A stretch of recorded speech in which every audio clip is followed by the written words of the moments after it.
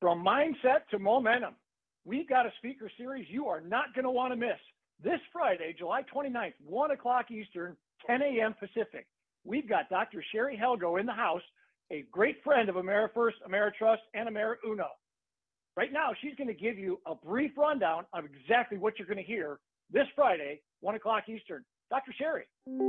Hi, Craig. Thanks for the introduction. I'm excited about this, the conversation that we're going to have on Friday on our minds, from mindset to momentum. We're going to spend our time. I really like to have us spend our time to find out how you can be an expert on gaining momentum. I'll be using a scaling tool, which will help you bring awareness to your past successes. I'm also going to be focusing on your strengths. I will bring a list on Friday of different strengths, but I want you to reflect upon the strengths that you currently have to build momentum in this marketplace. Remember, strengths are your innate abilities that come natural to you when you're at work or at home. I'll also be focusing on skills that you have. Remember, skills are interesting because you master them through repetition. But what happens when you haven't done them for a while, you begin to forget those skills, but I want to show you how you can reconnect with those. And lastly, I want to focus on mindset. There's two mindsets: a fixed mindset, which says, I just hate when I feel challenged or when things change. And a growth mindset says, challenges will help me grow. So it'll be a guided and experiential exercise. And I'm just really looking forward to, helping you have greater momentum for the end of 2022. Thanks, Craig. Awesome. Well, we know 2022 has been challenging, so we can't wait for this Friday, 1 o'clock Eastern, 10 a.m. Pacific time, AmeriFirst Speaker Series, AmeriTrust Speaker Series. All right. Welcome to the AmeriFirst, AmeriTrust, and AmeriUno Speaker Series. My name is Craig Olmstead, and I will be your host for today's show. 2022, as you just saw in the promo, man, what a year so far. Coming off some of the craziest, busiest 24 months of our lives when the rest of the world was all but shut down. And now having to deal with those curveballs that just keep getting thrown at us at every pitch. No one better than Dr. Sherry Helgo to help us knock those curveballs out of the park. Today will be an interactive presentation, and Dr. Sherry will answer your questions at the end of each segment. So please don't hesitate to load up that Q&A box down at the bottom of your screen, and we will get to as many questions as we can. We also have a few panelists that will ask some questions that at the end that will likely apply to many of you as well. The panelists today are asking Dr. Sherry, Doug Long, Dave Game, Mark Jones, and Ron Burgum, who has known Dr. Sherry for over 20 years and will do the formal introduction. Ron? Thanks, Craig. I appreciate that. I feel like I'm doing a double-double on the introduction, but let me do it. So yes, Dr. Sherry, a very, very good friend of mine, longtime friend, and sometimes therapist for me as well. I might add that in there just so that I'm coming clean with you all. So she is a practicing therapist. She teaches also at Pepperdine University, where she deals with master level students that are going to be entering into their own practice. So what she does is she takes kind of the book learning that they go through in college and at a master's level, teaches for them how they use that in the real world when they're going to go into their own practice. And that's her role. She also understands the psychology and the challenge that we all face in both mortgage and in real estate, which is always a problem for us. And she helps us and has helped coach a lot of people in our company on how to solve those problems in changing markets. She also has over 25 years as a mental health expert. And man, I need that. I can tell you that's why I lean into her and rely on her. And a lot of you on this call are in mortgage and in real estate. And we all need to be experts at consulting and being an advisor. And Sherry will tell you the best way to do that is to go deep into your relationships, and relationship building is actually the key to a successful business. So with that, I would like to welcome my great friend, Dr. Sherry. There she is. Thank you for allowing me to talk about you for a few minutes before you jump into rescuing us into the momentum that we all need today. Welcome. Thank you, Ron. Thanks. I appreciate your kind words. And so I'm thrilled to be here today. So I think what I think is an important topic for us to talk about is your comfort zone. And I think that I want to get into our comfort zone for a minute, and we're going to go through 3 different exercises today so that you can begin the process of kind of seeing what your comfort zone feels like, what it's been like to push out of your comfort zone a little bit, how we can apply some of those skills from from the exercise that we're doing so that you can then kind of push through the end of 2022 with some good ideas in place, not on things that are going wrong, but instead things that you're doing well or that I want you to begin to focus on that are going right. So that's kind of how we'll spend our time today. I've made it so that I'll be able to see your questions. And so when the questions come in, what I like to do is kind of apply them to the exercises that we're working on. I'm always one that says there's never such a thing as a dumb question. And most likely the question that you're thinking about is a question that somebody else is thinking about. So please, I'll try to get to them. And if I don't, it just means that I needed to kind of follow the timeline that we have, because I know we only have an hour today and I know you're really busy. So I'll let you take it over from here. Thanks, Ron. So when you're in your comfort zone, there's nothing wrong with the comfort zone. When you're in your comfort zone, one of the benefits is that you get to experience low levels of stress and low levels of anxiety. So I'll give you an example in my business. When I meet new clients, I'm in my comfort zone. Teaching at Pepperdine, running groups, I'm in my comfort zone. Mentoring others, Zoom meetings and Zoom teaching I'm also in my comfort zone. And so for me, the challenge starts is when you get too comfortable or you're too familiar in that comfort zone. And so some of you may be in that place right now, because oftentimes we retreat to our comfort zone when there's a lot of fear. So, so when I look at our comfort zone, you can go there when you're feeling scared, when you're feeling stressed out, but I want to kind of focus today on how is it that I can help you move up out of your comfort zone. So when we think about being in our comfort zone, one of the things that can happen is that you can stop kind of striving to achieve your goals. You can stop challenging yourself. And in doing so, you ultimately let opportunity slip by.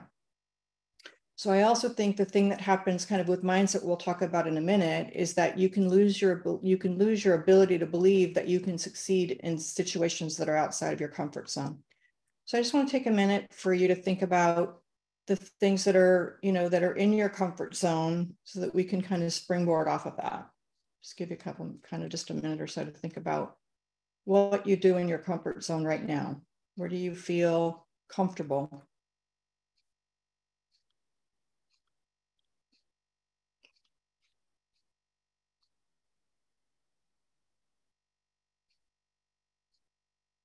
Okay.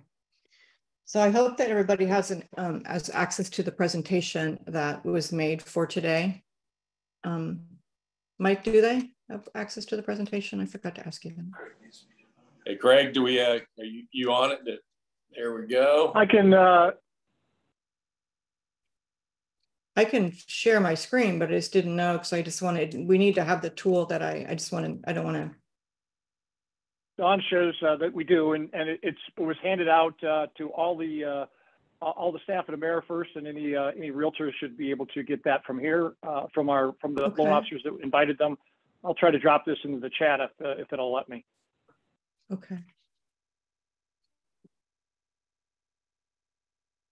Also, I can, if they want to put their email address in the Q&A, happy to shoot that out to them as well. Do you want me to share my screen for a minute then? Would that be most helpful since we're starting? Sure. Okay, I'll do that. The reason why it's important for us to, for me to share my screen, is that we're going to be working with the scaling tool. And it's one of my very favorite it's one of my very favorite interventions or tools that I use in psychology, because it has us focusing on your ability to face your challenges versus focusing on the challenges that you're stuck in. So when we look at this comfort scale, we look at the scaling tool, we start with 0 at the bottom and 10 at the top, and it's a vertical line. And so what I want you to do is kind of look at this scale, and I want to say that 0 then today is that you're so comfortable that you don't move out of your comfort zone. So you just stayed 0 means you don't ever move out of your comfort zone. Our mid-range number is that you are comfortable, but you do take risks at times to move out of your comfort zone. And then a 10 at the top is that you've never been more confident, and this issue does not cross your mind. So for those of you that, there's the scaling tool, but I also, when I'm working with clients, have them look at it as like steps on stairs. So there's 10 different steps. So if that's kind of an easier visual for you to kind of look at from 0 to 10, where are you right now as it relates to, you're staying in or having confidence to move out of your comfort zone.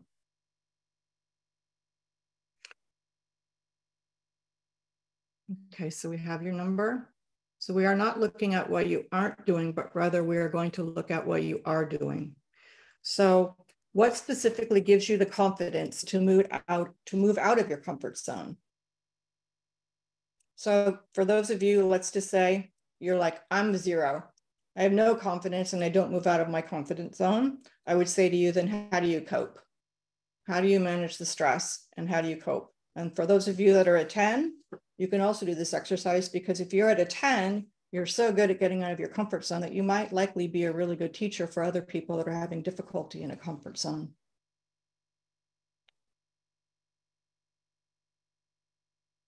So we're looking at skills that specifically give you confidence to move out of your comfort zone.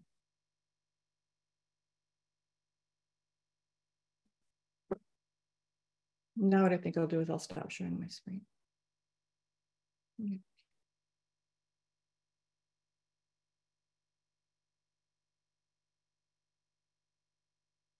Okay, I'll stop sharing my screen so that I can see. Okay, so now we're going to go on to the next question.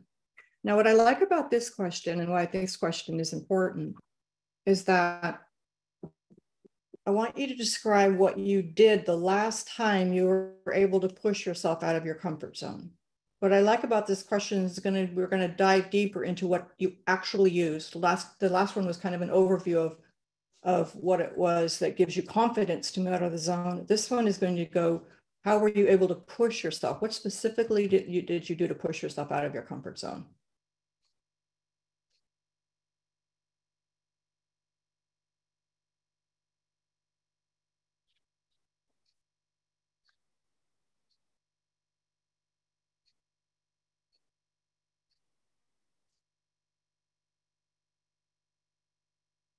Does anybody have any questions that they'd like to ask or share?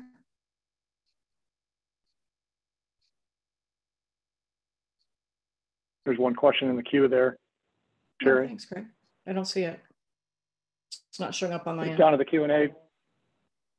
Kay asks, are you looking for responses?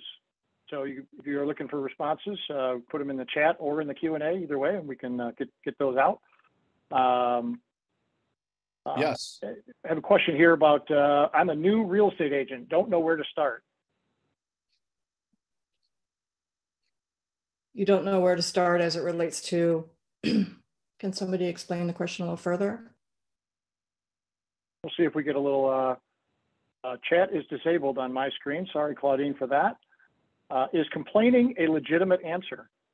Not for this exercise. I think there's time in every day to spend a few minutes complaining, but the goal of this exercise is to move out of the complaining. I love that question. I get that question a lot when I work with clients, but complaining is something that you can do to legitimate at certain times of the day, but this exercise is really more about focusing on when you aren't complaining or when you aren't focusing on the things that are going wrong. What are you focusing on that's different? I think one of the things that happens when you're having market challenges is that you become more fear-based, you're scared, you don't know what's going to happen, there's a lot of uncertainty. And what happens with that is that neutral events then aren't seen as positive, they're seen as negative. And my goal today is a neutral event. Looking at the positive events on what is working, what have you done that's working? Because you have done things to be successful in a marketplace. So this is distracting. Someone says this is drinking wine. Oh gosh, this is a fun Friday. Anyway, so my goal is for you to spend time looking at what has been working, and when is it that you've used those skills, those strengths, or the mindset to have it work for you. That's really what the goal of that question is. Pushing is making calls. Yes, pushing is, Claudine says, pushing is making the calls, contacting the prospects, and pursuing business that is not knocking on the door. That's exactly right. That's pushing out of your comfort zone. Read the book, soundtracks. Yeah, I'm motivated by results to my previous activities, then I stop. I love that. So that's what we're going to focus on today, is how can we then have you move up above where you, the number that you currently are in. So everybody seems like you guys have spent some time working on the specific, we've done two things. We're specifically what gives you confidence to move out of your comfort zone, and just kind of really, we want to dive deep on those things, not the things that aren't working, but again, what are the things working? That's the shift in this type of thinking, is what's working. And then we've described what you did the last time you were able to push yourself out of your comfort zone. And I'm just going to give you just kind of a couple ideas that you might want to consider. We could spend a whole session talking about strengths. There's a lot of different strength assessments that you can take. I think one of the things about positive psychology and solution-focused psychology is that we started, instead of looking at what's wrong with people, like we've spent predominantly in the past, these two theories began the process of looking what's right. And so what I like about the strengths is that oftentimes we think that if we work on our weaknesses, we'll be better in business. But in fact, the research has shown is that you nurture the strengths that you have, you'll be better in business. And you can also partner up with people then that have different strengths from you, and then have better business opportunities. So it's also a common language that we begin to use when we start talking about strengths. So I'm going to give you a list of 12 strengths that you might want to add to your list of things that, let's see here. The third question, what strengths, skills, and mindset did you use to move out of your comfort zone? So what I want to do is I want to paste 12 different strengths. So the research has shown that humans develop or demonstrate a number of, we have a lot of strengths that we're born with. But what happens when we begin the process of being afraid, or when things aren't working the way that you want them to work, humans develop this, it's called negativity bias in our thinking. And so one of those biases tend to be that you are affected more by negative events than by positive events. We're hardwired to remember negative events more than we are positive events.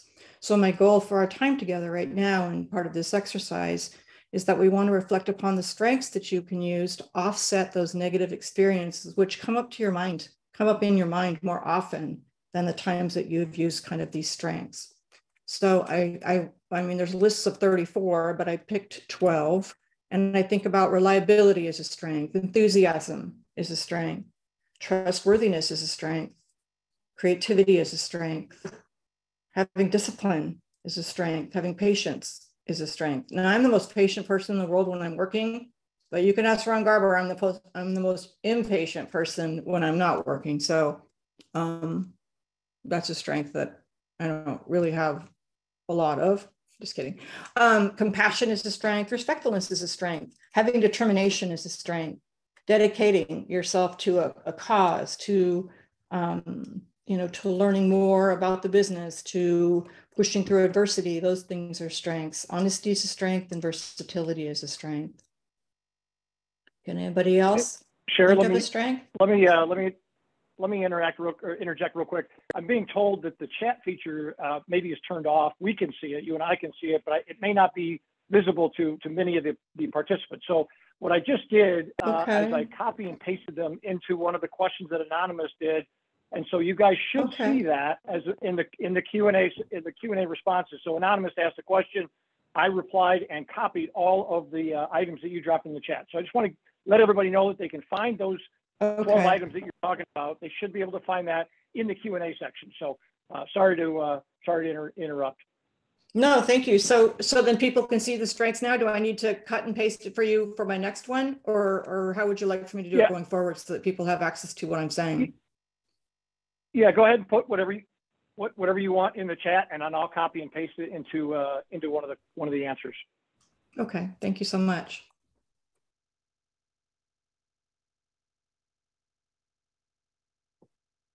Okay.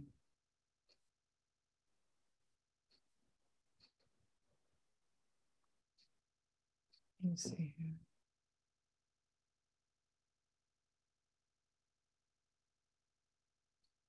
Okay, so those are the strengths that I want you to. It looks like people are saying it's not showing up, so not seeing anything. So again, we'll work with that. I don't know that there's a way to turn on the chat in midstream, but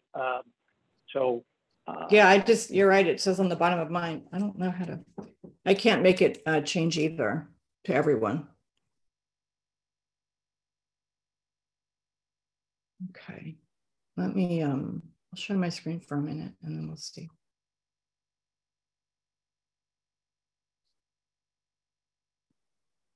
Oh, we can see it. Somebody just wrote, we can see it. We just had to click on, let's see. We had to click on all questions. Does that make sense? Yeah, Karen said, I see the list. I see it's in the Q&A, Celinda. So, yep, just grab that in the Q&A, grab that, had to click on all questions. We can see it, had to click on all questions. Thank you, Anonymous, for that. Okay. So for the sake of time, then what I'm going to do now, so those are strengths that you can use because we talked about skills, strengths, and mindset. The interesting thing that sometimes skills and strengths are used interchangeably. So I want to make sure that we have the differentiation between the two so that you can, again, have another area to think about how you can continue to move yourself up out of your comfort zone to gain momentum for the rest of 2022. So the interesting thing about a strength is kind of innate. A skill, though, is something that you can learn and master through repetition. So skills are a learned ability to do something with competence. So the flip side of that is that skills can also be forgotten if they're not practiced consistently. So you can reconnect with your skills because skills give you the capacity to do things well. So some of the skills that I'm going to paste in for you, Craig, that you can do, I'll kind of go through them first. So some of the skills that I was thinking about that, again, you guys can add to it, but for me, skills are time management, self-branding, customer service, Ron Garber's favorite term, script and dialogues, market analysis, decision-making, thoroughness, negotiation skills, problem-solving skills, and being self-motivated. So those are some of the things that you can, those are skills that you can acquire or work at honing because the market has changed. Does anybody else think of anything else?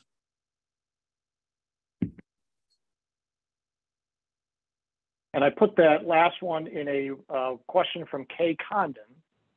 So I copy and pasted all of those the last items in an answer.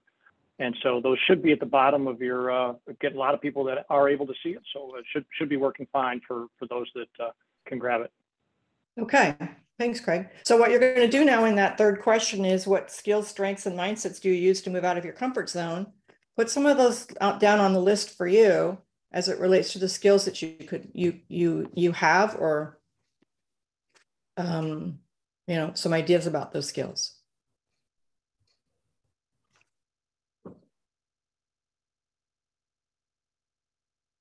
So the last thing, it's from positive psychology. It's called mindset. People have what we call a fixed mindset. And then people also have a growth mindset. This is actually a research done by Carol Dweck out of Stanford University. And so when we look at a fixed mindset, we believe that challenges need to be avoided. These are things that can make you stay stuck into your comfort zone. So challenges, should be avoided. Obstacles, what happens when you have a fixed mindset is you tend to give up more easily. The other thing when we look at mindset, people with effort, they oftentimes feel their effort is fruitless or that it's not worth their time.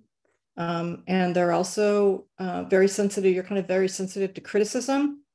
And what that means is you ignore useful negative feedback. Okay, so those are some of the things when we look at a fixed mindset. The coolest thing about the research is your mindset can change. We used to think that once you had a certain mindset, it stayed that way, but that's not the case anymore.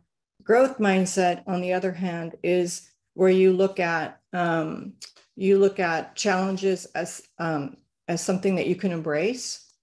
We look at obstacles in a growth mindset is you can look at obstacles as something that you can face even when there's a setback. And we look at effort, and effort really is the path to mastery. And that goes back to, you're looking back at skills. And so that's another one that's really important. And the other part with the growth mindset is criticism, is you learn from criticism. Again, constructive criticism, not just criticism in general, but constructive criticism. So then that's another one that then you can put there down on those 3 questions. Let me see if I can.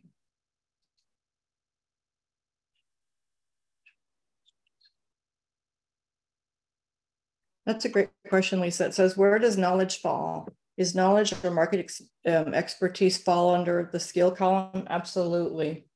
Like my strengths are communication, my strengths are perspective. These are things that I've,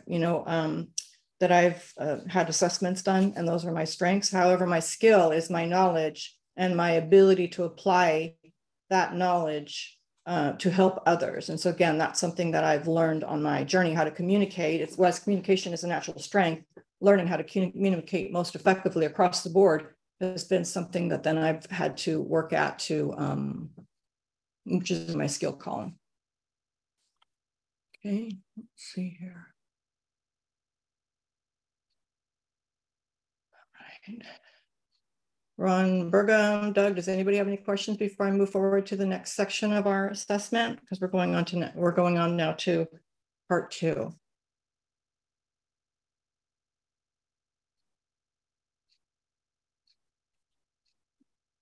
Hi. Hi.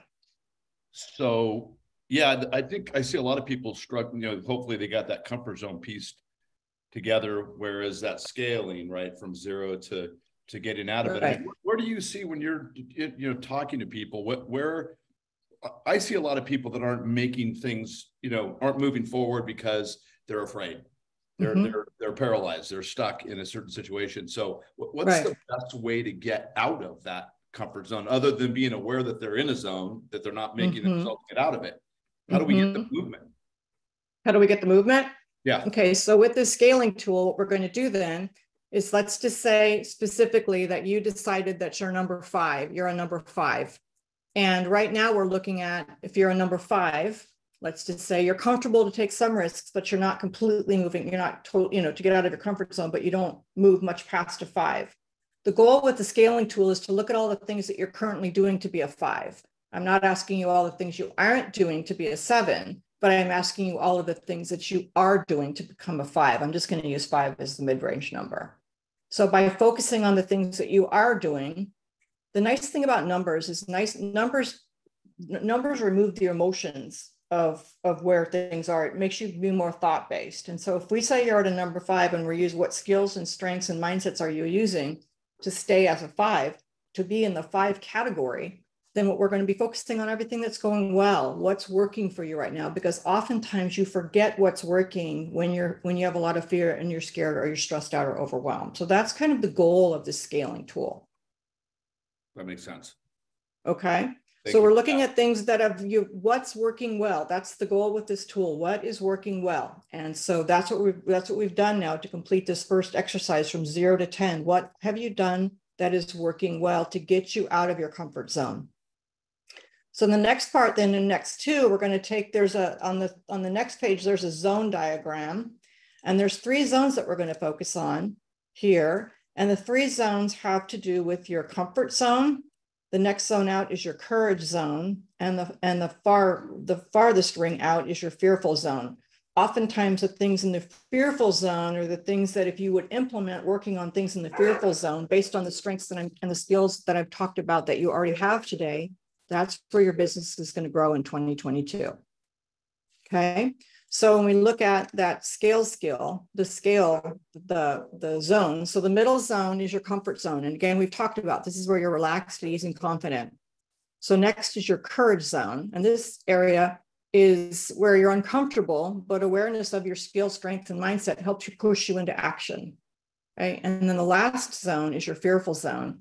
This zone is really pretty uncomfortable for you, and you might do your best to avoid activities in this zone. So those are kind of the three areas that we're going to apply the scaling tool now and the things that you've done to see if we can really label the things that you're doing in these three zones so that we can begin. See, awareness is everything. So once we have this awareness of what the three zones are, I'm hoping that it encourages you then to start facing some of the activities in your fearful zone, or at least moving up towards your more, using more of your courage zone, so that you can then tackle some of the thoughts and emotions that you're having related to the changes in the market, kind of the negative aspects of them.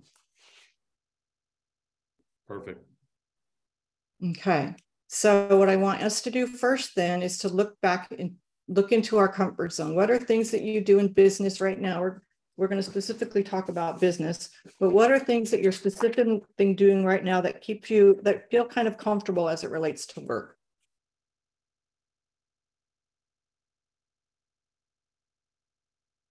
And Sherry, I've been told that the chat feature should be now on for everyone.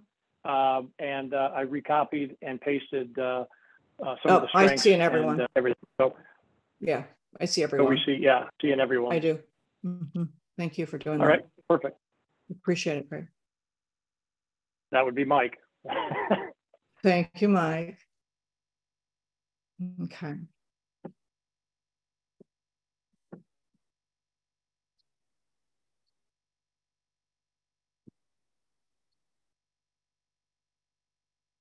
It's working. Good news.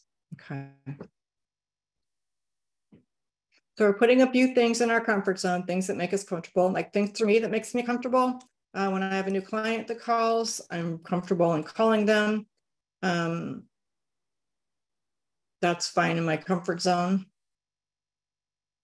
Doing a Zoom call. It's interesting, when I was teaching I've always taught on campus at Pepperdine, and they asked me to start teaching on Zoom. And I was like, oh my gosh, how do you teach on Zoom and watch yourself teaching? That's really weird. And so it took me a while I actually had to use my courage 3 years ago to start working online consistently. And so that was required me to use a little bit of my courage, because I wasn't comfortable in watching myself teach. And so now I'm real comfortable with that. So let's look a couple things. What are the things that you knowingly use skills, strengths, and your mindset to complete an uncomfortable activity? Sometimes with my clients, what I call this is the hair pulling experience, where you need to do it and you kind of just pull your hair to get in the door. So those are kind of how I'd use the courage zone for you, where you can do it. You can talk yourself into it by like even pulling your hair to get yourself there. But it's the idea that you do have the confidence somewhere inside of yourself to give yourself the confidence to do something in the courage zone.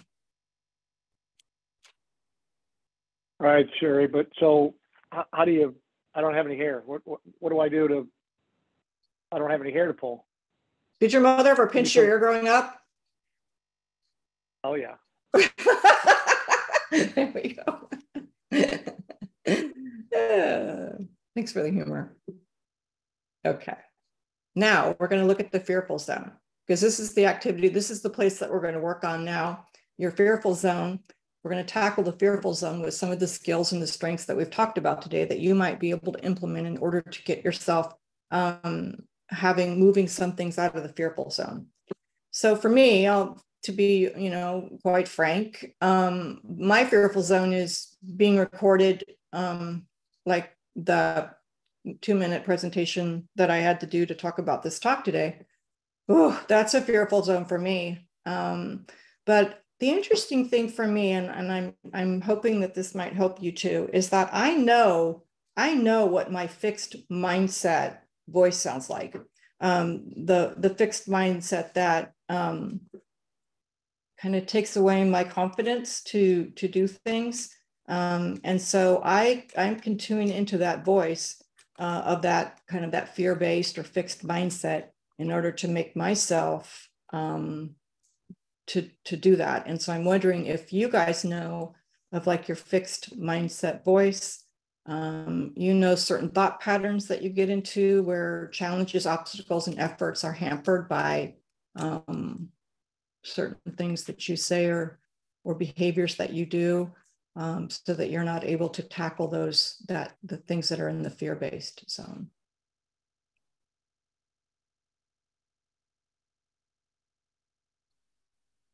I'm uncomfortable with making TikTok ads. That would be another one in mine too. I agree. Thank you for sharing that, Don. Does anybody else have something that they want to throw out there? Just to...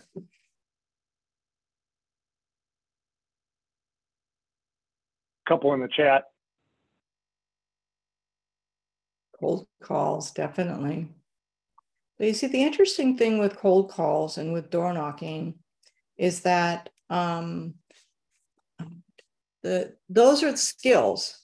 You know, what are the strengths that you have? We can go back and look at the strengths. What are the strengths that you have?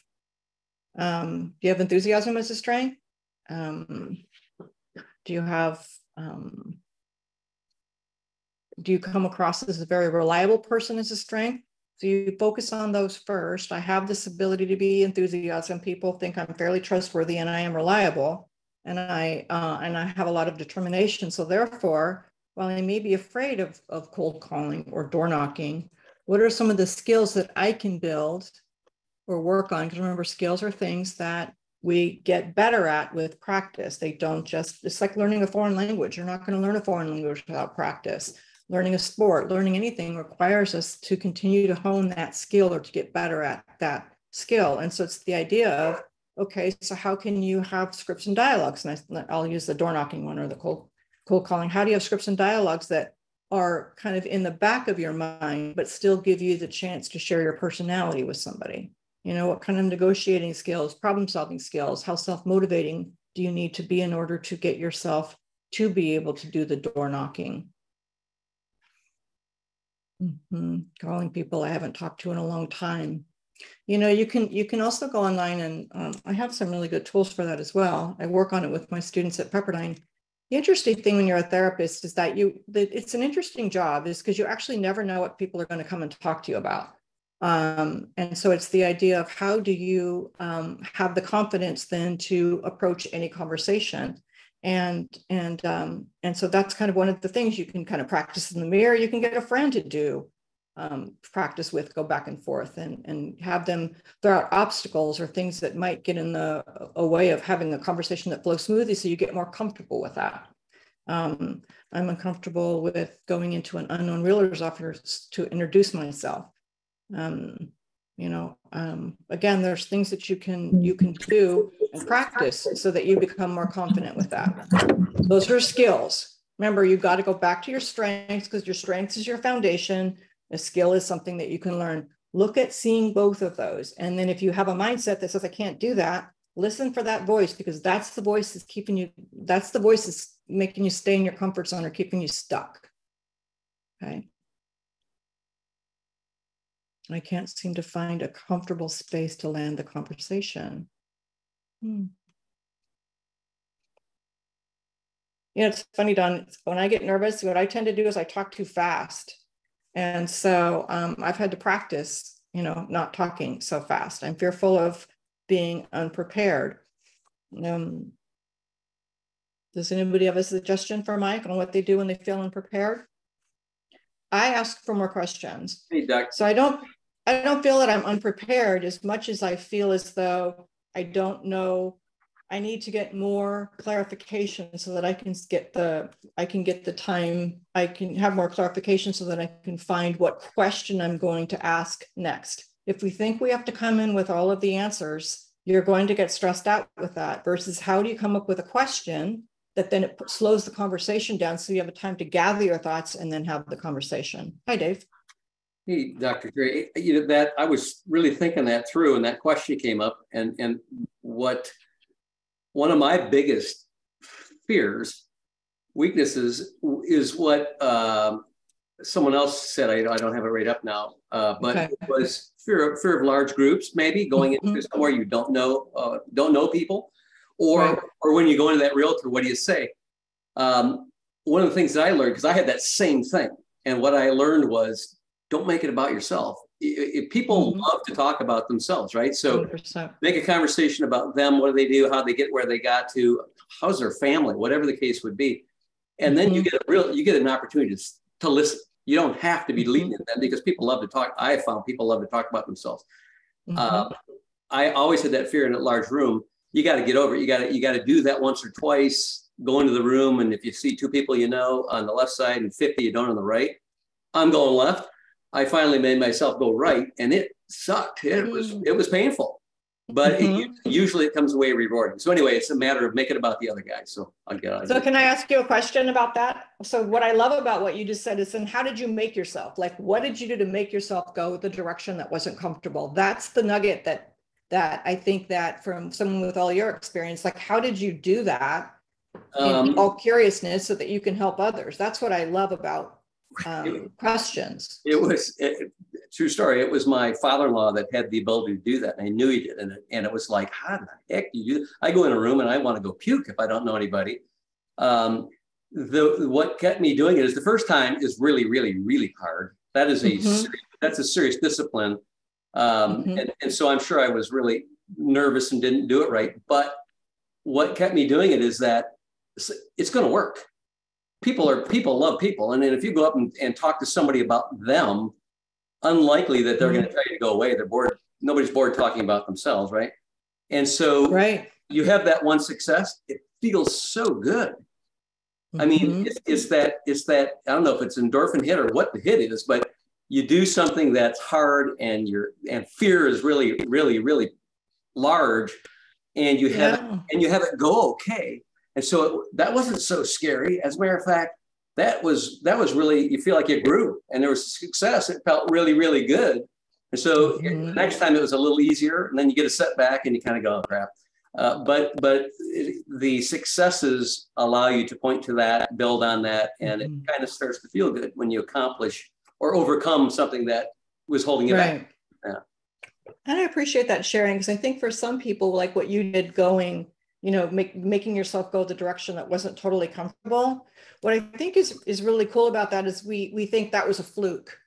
That's the fixed mindset that's talking, that says, oh, that was a fluke. But what I'd rather have you do is go back out to the car, sit down and write down, what is it, the skills and the strengths that you use to have that conversation, so that you begin to have a common language that you use to speak to yourself in finding your strengths and your skills. Because that's the piece that we go, oh, that was just a fluke, or that was just lucky, or that'll never happen again. I mean, I can just go through 10 different things that you might say to yourself, when in fact, what was your learning from that experience that will make it so rewarding that you will try it again and hone it.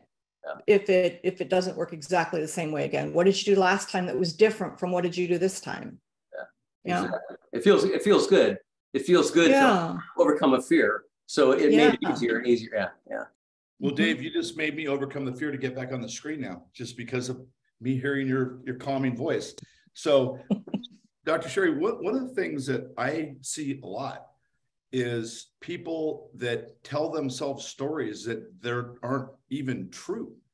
I mean, I see people saying, oh, well, the seller won't want to do this, or the buyer wouldn't like this. And I'm saying, well, who told you that? Right. Well, so it turns out they think that the seller wouldn't want to do this, or they think that the buyer wouldn't want to do that. And they don't even know. So they actually paralyze themselves from moving forward, because they're already telling a story that they've never done the homework on. They're unprepared to actually answer that question. So how do you get people to get out of their own head when they're stopping themselves from getting to another place, when they're making up the story? Right. And I love that you said that, because when we go, then where do you go straight to what we're talking about today? Where do you go straight to when you start making up stories in your head? You go straight back to your comfort zone. You then have to get from your comfort zone to your courage zone, and then courage zone to the fear zone, so that you can actually work yourself through to build your business. And so it's the idea of saying, like what you're saying, what is that voice that is telling you? What is that voice in your head, and how does that voice sound when it's telling you? It's telling you something. What does it sound like for you, so that you can begin the process of disputing it? And one of my favorite questions when I'm disputing a thought that isn't accurate, or I'm telling myself a story.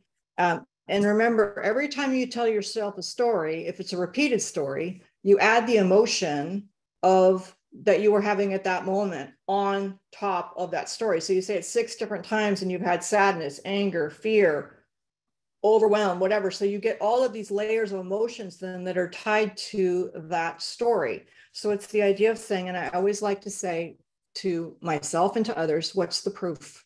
Where's the proof that that buyer won't want to hear from me? Where's the proof?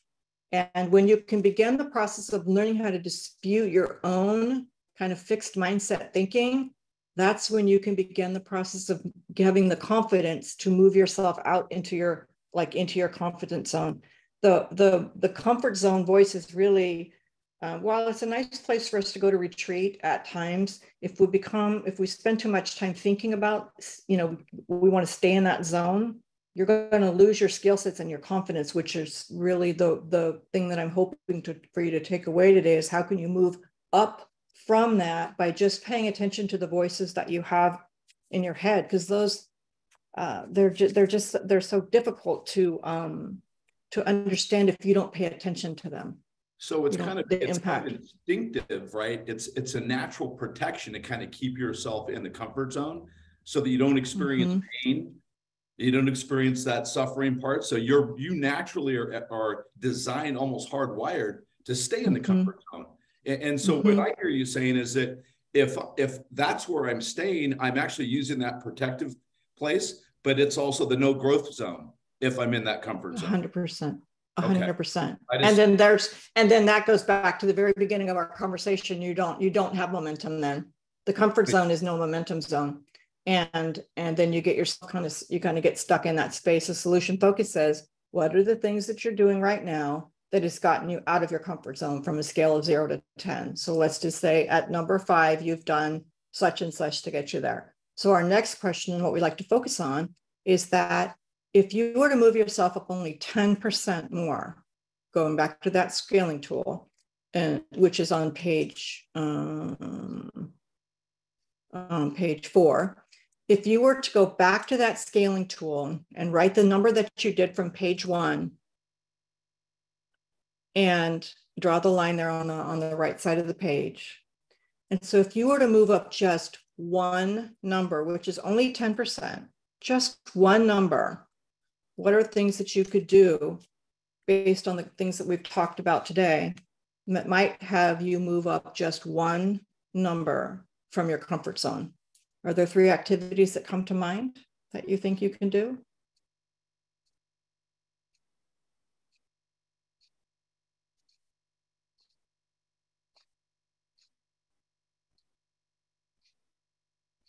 Well, I see here can you give me an idea of what or how to ask questions that move a conversation further? I like to have conversations that have people talking about what went well. I think what went well has people then more interested to talk. They're more interested to talk with you because the conversation feels positive. So you say, what went well? And or what can we do together that would build this business together better? Like those types of conversations, those tend to be the ones that move conversations forward. Some way to join. And joining is another whole conversation that we could have at another time, but how do you join? Does anybody have any ideas that they want to share about what they can do to move up just one number?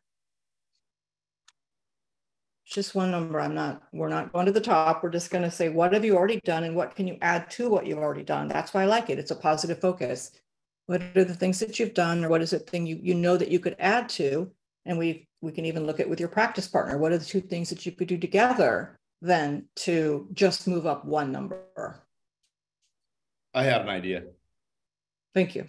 So my idea is that you kind of figure out every day there's one thing that you're going to do. And let's just use the example. Say you're going to call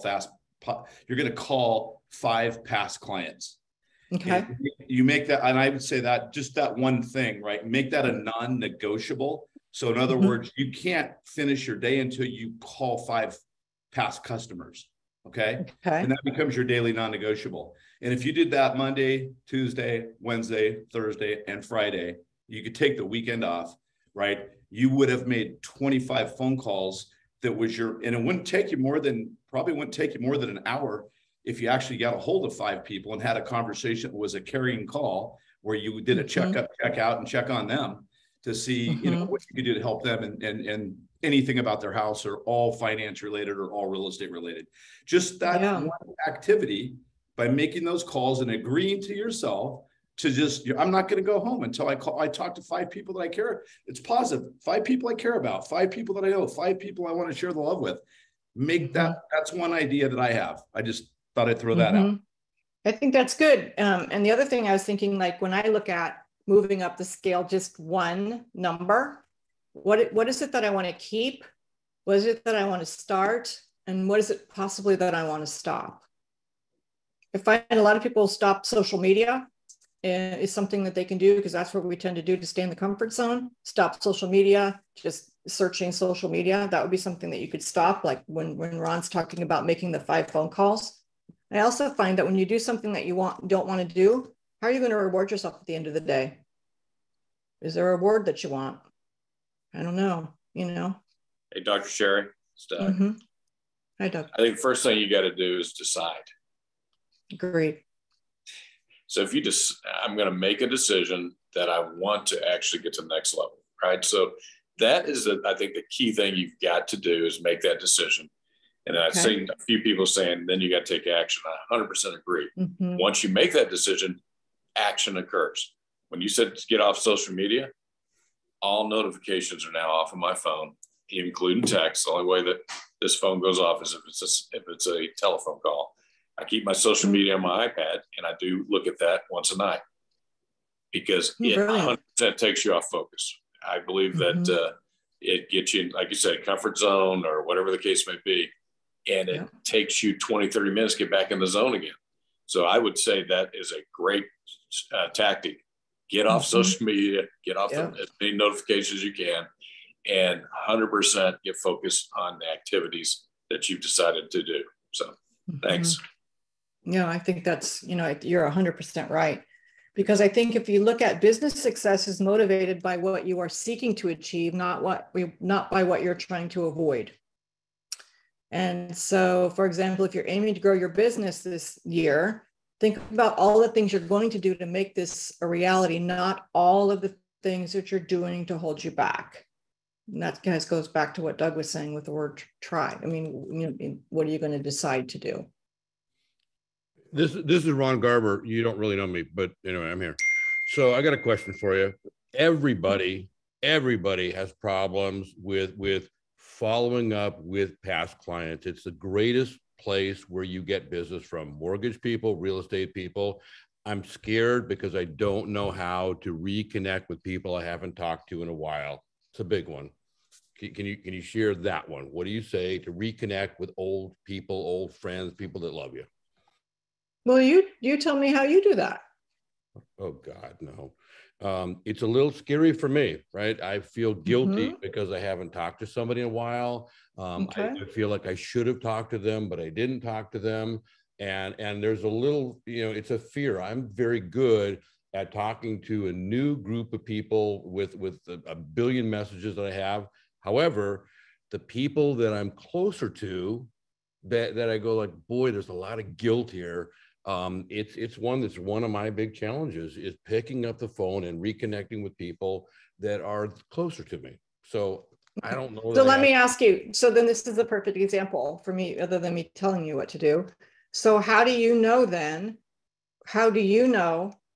what is that voice telling you to, what does that voice sound like that's having you afraid to pick up the call? And then when you do pick up the call, what's your mindset? What's the difference there? The first word that comes to mind is guilt. I feel real guilty. I should have called them. I should have stayed in touch. I should have. So I guess the answer is the shoulds kick in. I should have. Okay. Yeah. And so then how do you combat that and make the phone call? I'm lucky enough to get to sit and talk to Dr. Sherry, who helps me actually through it. But that's actually, nobody has the opportunity that I have. That was a chicken ass answer. That actually kind of was. So Garb, but does when you actually do finally make that phone call, yeah, does anybody ever make you feel bad? does anybody ever say to you, God, you should have called me, Ron? Perfect.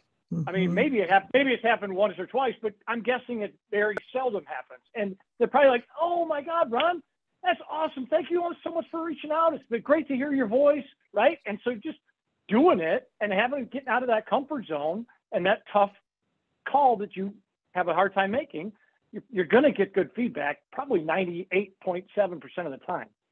And there's a relief. And so to Sherry's question, there's a big relief that says, oh, it wasn't as hard as what I thought it was going to be. Right. And then to your point, what's the one thing? Once you get a success, it wasn't as hard as what I think, then it's easier to do it again. So the momentum. Right. And my idea for you then at the end of the day is write down, I always say this to everybody, write down 3 things that went well so that you start your next day starting out looking at what went well. And I oftentimes find that when people aren't happy to hear from you or whatever, make it about them. It's not about you and just next, but I think that I think one of the things when you have a challenging marketplace or challenging in personal life, anything, to write down 3 things that went well, because we aren't hardwired to remember things that go well. We're more hardwired to remember things that don't go well so that we don't feel embarrassed, guilty, whatever again. So we want to focus on what went well. And I love what Maria said. It's about fighting your fears. And it's having a conversation with the fears, and so that they're not so big. Yeah. The one other thing I've learned from you that really has made a difference, there's certain words that are good to use and certain words to stay away from. And that's actually helped me. So can you share the couple words that to stay away from specifically in a conversation? And because those things, those are important. What words, that you talk about that really help you to draw in. It's kind of to Dave's question, right? How do you draw in people? How do you ask questions that draw people in versus what are the couple words that actually, don't assist you? Because that's actually very helpful too. Okay. Why? The word why, that is your worst question starting word. When somebody says why to you, you will often get defensive and say because. And once you say because, we're like kids like this, and we're defending our position. And when you're defending your position, you're no longer listening. So when you call somebody or when you want to talk to somebody, don't say the word why. Your best things are to say how and what if.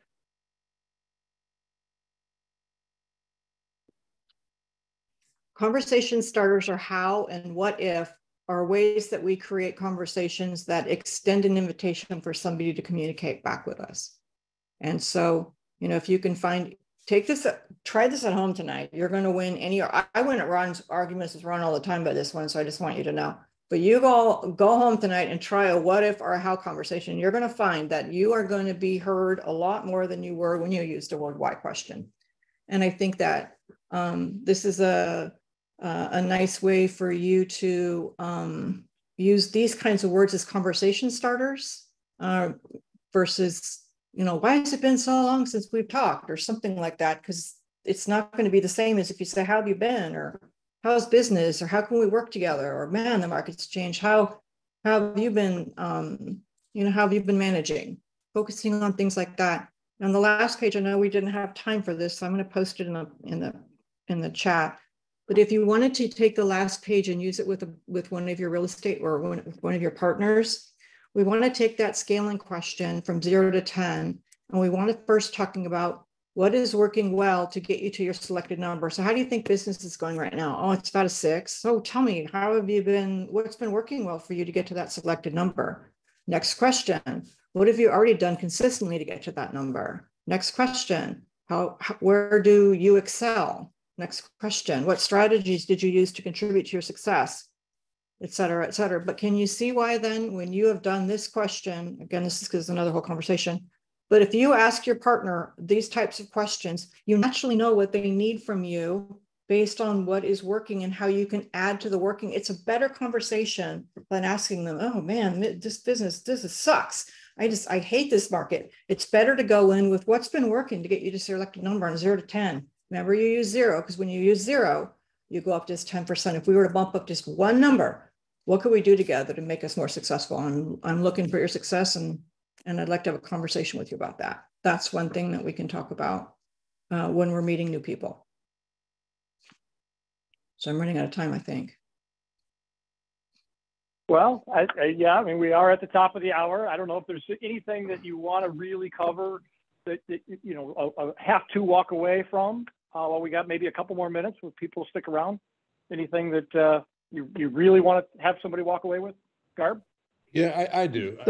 If I look at you know, again, here's the real honesty. As like, I'm a business guy and she's a therapist. I go like, there's not a match. She doesn't live in my world, right? And so I have grown incredible over the last 6-7 years when I actually understood that the adoption of what she is and what she thinks actually plays.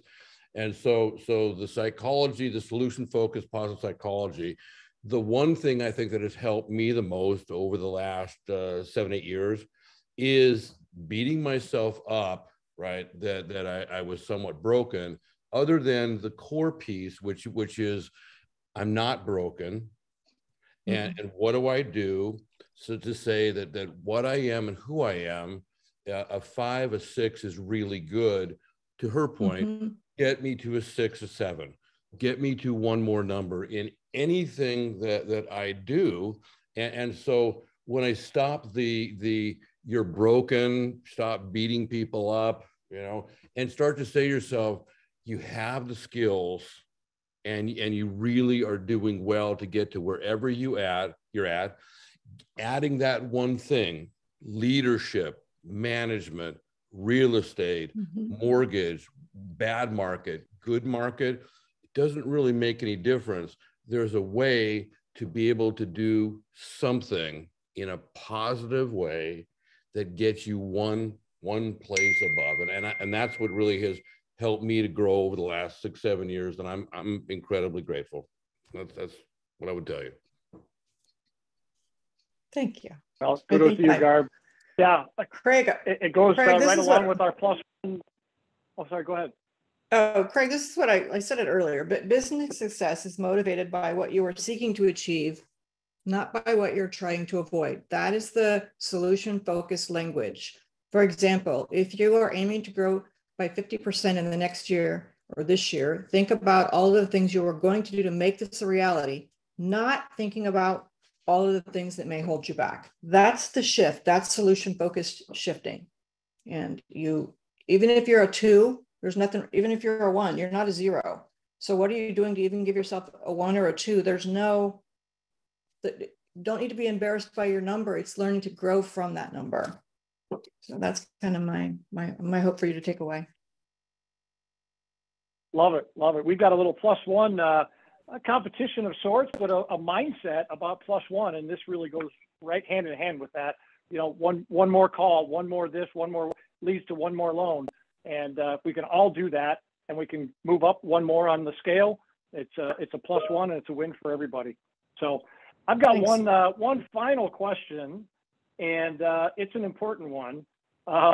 So for those that don't know, this is Pepperdine University and overlooks the Pacific Ocean. I've been there.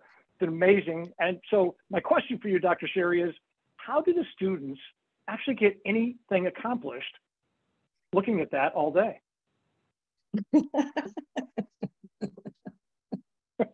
There's nothing like studying in the sea breeze.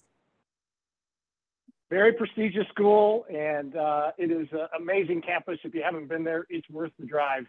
So thank you so much, Dr. Sherry. Thank you. Yeah. Appreciate it. You guys have a great rest of your day and a great weekend. And I'd love when we connect the next time. Hope this has been helpful today. Appreciate your time. It's been very helpful. Yeah, we appreciate yours. And we will get the recording out to everybody that was registered. So feel free to check your inbox. It might take us a day or so to get that done. So look for that early next week. Lots of thank yous coming in the chat from all the participants. And feel free to reach out to consider it done. If you have any specific questions that maybe I can pass along to Dr. Sherry, and we can help you through some of those as well. All right, enjoy the rest of your Friday. Thanks, you guys. Wherever you have a great day. Remember, end your day today with what went well. What went well? All right. In fact, have a great rest of your day. That's actually my takeaway. Is the 3 items. I love that. And then you wake up the next morning and you find out And you what, got it what there. worked so well yesterday. Love that. And you have it there. All right, everyone. And it's Have a great reminding you. All right. Have a good one. Thanks. Have a great rest of your Friday, everybody. We will see those loan officers at Momentum Monday, and we will definitely be talking about this speaker series with Dr. Sherry. Have a great rest of your weekend, and we will talk to everybody real soon. Take care, everyone.